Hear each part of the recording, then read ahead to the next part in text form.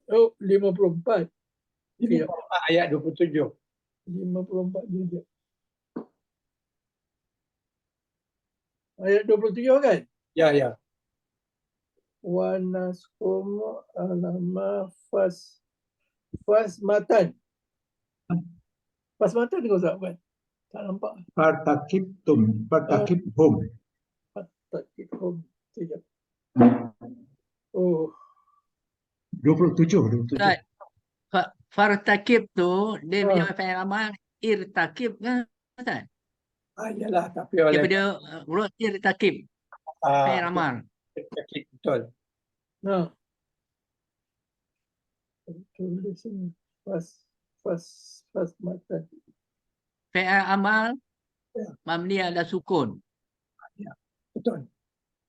Betul? Irtakib. Irtakib kan? Astabil. Ya, dia punya huruf apa? Irtakib. Fastabit apa? Wastabir. Wastab.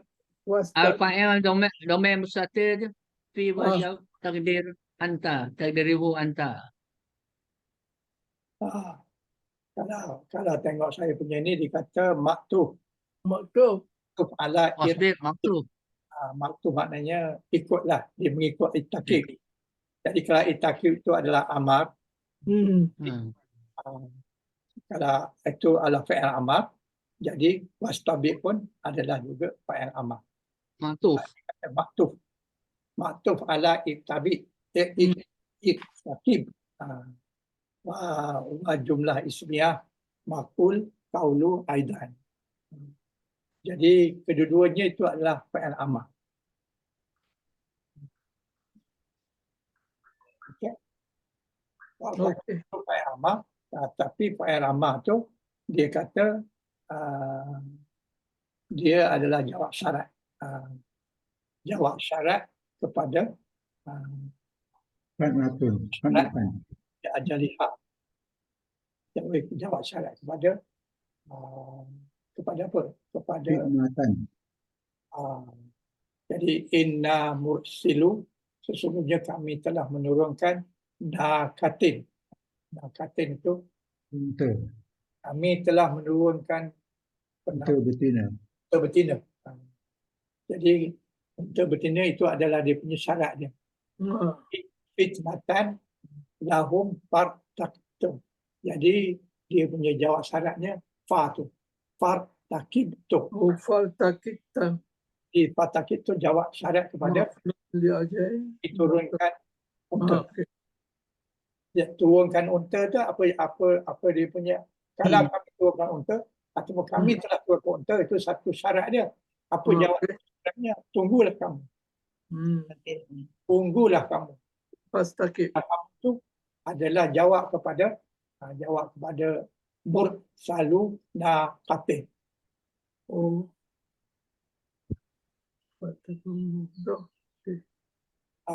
Dia jawab syarat dia mursilu naqatin fitnatan.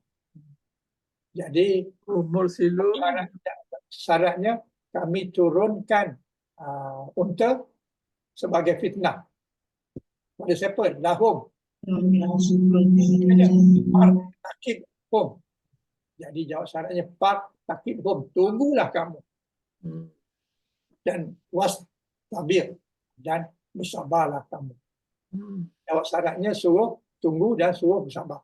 Bersabar. Bagi orang yang umat dia, sabar dan suruh pada Nabi Allah selamat.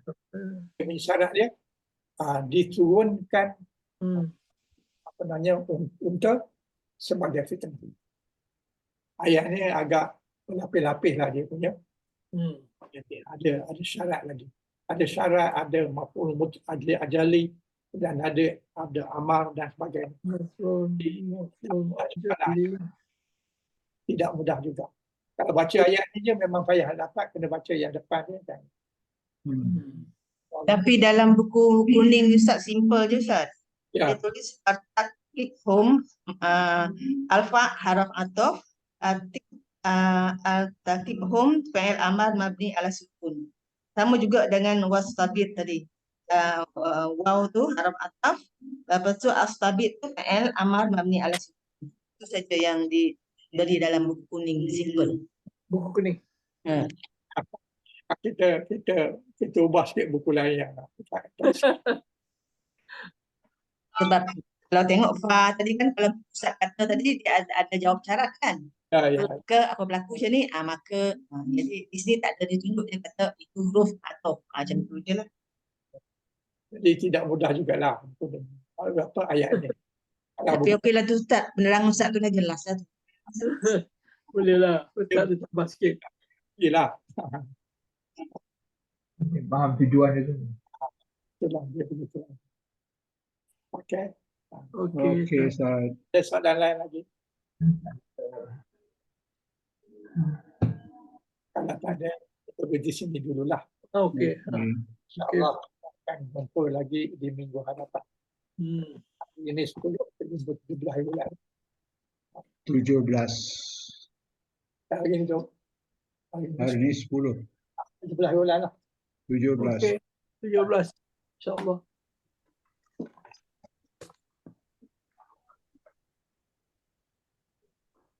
Berhentilah di sini dulu. A'udzubillahi Bismillahirrahmanirrahim. Subhanakallah wa bihamdik. Asyhadu an la ilaha illa anta. Astaghfiruka wa atubu ilaih. Wal 'ashr innal insana lafi khusr illa alladzina amanu wa 'amilus shalihat wa tawassaw bil haqq wa tawassaw bis sabr.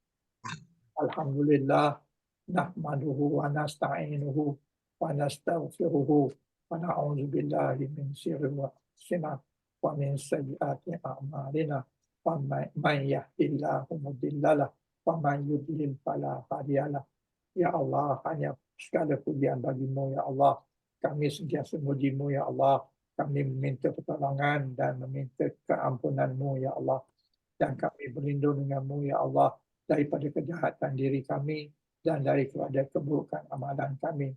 Barang siapa yang diberi petunjuk, tiada siapa yang dapat menyesatkan. Dan barang siapa disesatkan, tiada siapa yang dapat memberi petunjuk. Sesungguhnya kami berhimpun pada hari ini bagi menyatakan kesyukuran di atas kurniaan-Mu yang tidak ternilai banyaknya. Jadikanlah kami ini hamba-hamba-Mu yang sentiasa bersyukur di atas nikmat yang melimpah ruah yang telah Engkau kurniakan pada kami. Ya Allah, Ya Rahman, Ya Rahim, Amin. Ya Ghafur, Ya Karim. Amin. Sesungguhnya Engkau Maha mengetahui bahawa kami di sini sangat ingin menimba ilmu-Mu yang sangat luas bagi menjadikan kami ini sebagai yang teradai. Justru itu berkatilah dan rahmatilah perhimpunan kami ini. Kurniakanlah pada kami ilmu-ilmu-Mu, sinarilah hati kami dengan cahaya dan hidayah-Mu. Semoga dengannya kami mudah menerima, mudah menghati dan mudah mengamalkan ilmu yang Engkau kurniakan pada kami. Amin. Allahumma fir lana dzunubana wa li ikhwanina alladzina sabaquna bil iman wa la taj'al fi qulubina ghillan lil ladzina amanu rabbana innaka ra'ufur rahim. Amin. Rabbana atina fid dunya hasanah wa fil akhirati hasanah wa qina adzabannar wa qina adzabannar wa qina adzabannar. Sallallahu Rabbana taqabbal du'ana innaka antas sami'un alim wa tub alaina innaka antat tawwabur rahim. Subhana rabbika rabbil izzati amma yasifun wa salamun alal mursalin walhamdulillahi rabbil alamin. Taqabbalallahu minkum. Minkum Amin. taqabbal ya Taqabbal ya Rabbi. Insyaallah untuk minggu hadapan.